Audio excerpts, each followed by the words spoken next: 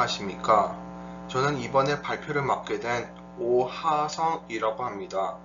이번에 제가 처음으로 할 발표 제목은 바로 나와 변신 로봇이라고 합니다.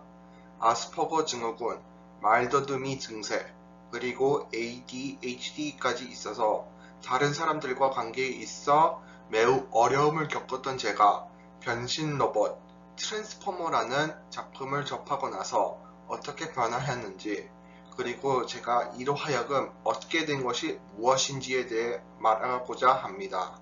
어찌 보면 제 치부를 드러내는 부분도 있기에 되도록 비난하는 시선을 피해 주시면서 봐주셨음 합니다. 먼저 제가 말할 내용의 순서입니다. 먼저 시작은 제가 이 변신 로봇과 만나기 전의 제 상황이 어떠했는지에 대해 말하겠습니다. 그 다음으로는 제가 변신 로봇과 만났던 순간, 그리고 그로 인해 생긴 것들에 대해 말할 것이며, 마지막으로는 변신 로봇을 접하게 된 그 후의 제가 어찌 되었는지에 대하여 이야기하도록 하겠습니다. 우선 제 이야기를 하기에 앞서서 제가 앞서 말한 아스퍼거 증후군 그리고 ADHD에 대해 이야기를 해야 할 것 같습니다. ADHD, Attention Defect Hyperactivity Disorder의 약자로 이것을 번역했을 시 주의력 결핍 및 과다 행동 장애로 불릴 수 있습니다. 해당 증상은 한마디로 지속적인 주의력과 집중력 저하, 그리고 산만하게 과다한 행동을 하며 충동적인 모습을 보이는 것을 주된 특징으로 합니다. 이로 인해 신경질적인 경우가 대부분이라서 감정 조절 부분에서도 어려운 모습을 보이기도 합니다. 저도 이로 인해서 생긴 일들이 참으로 많았습니다. 그리고 두 번째로 아스퍼거 증후군은 아직까지도 많은 연구가 필요하다고 할 수 있는 병으로 지금까지 공식적으로 알려진 바로는 두 가지 증상이 있습니다. 첫 번째는 발달장애로, 발달장애는 특히 사람들에게 뭔가가 결핍이 있는 것으로 사람이라는 퍼즐을 볼 때 중간중간 퍼즐 조각이 부족해 보이는 이른바 결핍 증세입니다. 그리고 자폐증은 사람이 스스로의 사상 속에 자신을 새장 속의 채처럼 가두는 것을 일컫는 표현 중에 하나라고 할 수 있습니다. 정확히 진단을 받을 수 있는 경우가 흔한 것이 아닌지라 이러한 병명이 흔히 들 수 있는 것은 아닐 것입니다. 대표적인 특징을 말하자면 우리가 평소에 알고 있는 자폐증과 달리 사회적인 상호작용 기능 부분에서 유독 심한 모습을 보이는 경우가 많습니다. 앞서 언급했던 제가 다른 사람들과의 관계에 있어서 어려움을 겪었던 것도 이러한 증상이 심각하기에 부족했기 때문에 일어난 일입니다. 이러한 문제가 가장 크게 일어나는 이유는 사회적으로 그리고 감정적으로 상호적인 관계를 유지하는 데 있어 결여가 있기 때문에 일어납니다.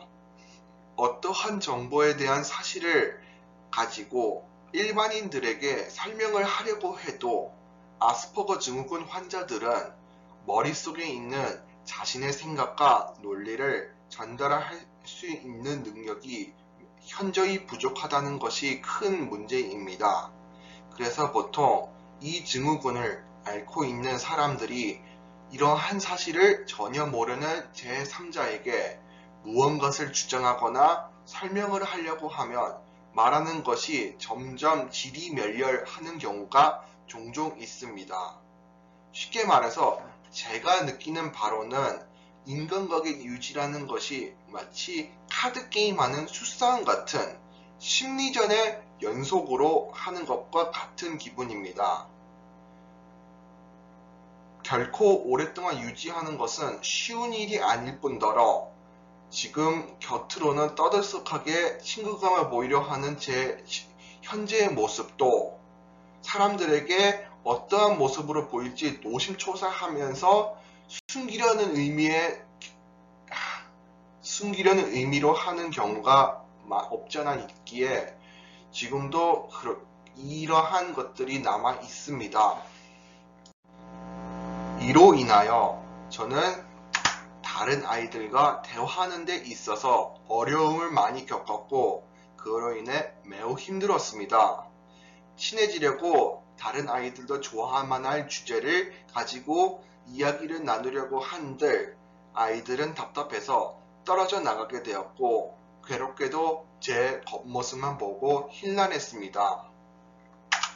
게다가 저의 경우는 한층 더하여 하고 싶은 말은 충분히 있음에도 입 밖으로 꺼내는 것조차 힘들 정도의 말 더듬는 증상이 있었고 스스로의 속 터지는 이러한 행동들이 감정 조절을 하기 힘들어 하여 동갑내기들 사이에서 어울리는 아이들이 많을 수가 없었습니다. 이렇게 또래들 사이에서 외면받는 것이 절정에 닿을 시점에는 저는 결국 극단적인 선택을 하려고 생각하기도 했었습니다.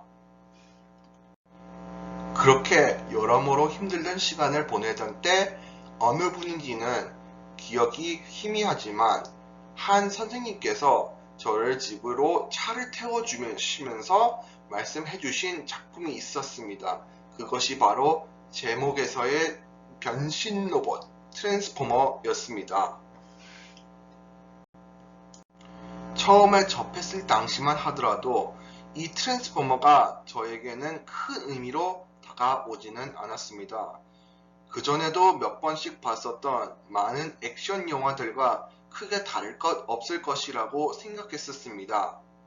하지만 이 영화를 보고 나서는 계속 머릿속을 벗어나지 않게 되었고 그로 인하여 저는 이 작품에 대하여 더더욱 깊고 굳게 파고들게 되었습니다. 영화가 원작으로 하고 있는 80년대 TV 만화 시리즈 장난감 그리고 그 안에서 활약하고 행동하는 캐릭터들을 점점 탐구하게 되었습니다. 그렇게 순전히 취미와 관심으로만 시작한 이러한 행동 등으로 많은 정보를 얻게 된 저는 작품 속의 캐릭터들의 다양한 성격과 말투 등의 정보를 많이 얻게 되었고 이러한 것들은 제가 당시 했던 언어적인 치료와 더불어서 제게 큰 도움을 주었습니다. 작품 속에서 가장 대표적인 캐릭터라고 할 수 있는 옵티머스 프라임은 부하들을 아끼는 아버지 같으면서 심지도 굳은 모습으로 나오고 그의 숙적인 메가트론은 반대로 폭정을 일삼는 군주의 모습으로 나왔습니다. 그 밖에도 수많은 로봇들의 모습을 제가 알게 되었는데 그 중에서는 말 더듬이라서 대화를 하기 힘들어 했던 저에게 딱 맞는 말투도 있었습니다. 문장을 이어나가기 힘들 정도로 더듬는다면 최대한 더듬일 일이 없도록 단어 위주로 짧게 말하는 캐릭터 컴퓨트론이라는 캐릭터의 방식이야말로 저에게는 가장 좋은 방식의 대화법이었던 것이었습니다. 그의 말투는 말 그대로 사실만을 최대한 단결하게 말하는 것으로 당시에 저에게는 정말 좋은 조언의 영상으로 다가왔습니다. 그렇게 저는 언어적인 부분에서 괄목할 만한 발전을 보게 된과 동시에 친구들과 대화할 거리가 좀 더 다양하게 바뀌었습니다. 특히 제가 다니던 고등학교는 이러한 부분에서 많은 부분을 도움을 받을 수 있었습니다. 기숙사를 운영이 되었기에 우리 학생들끼리는 관계가 더더욱 각별했었습니다.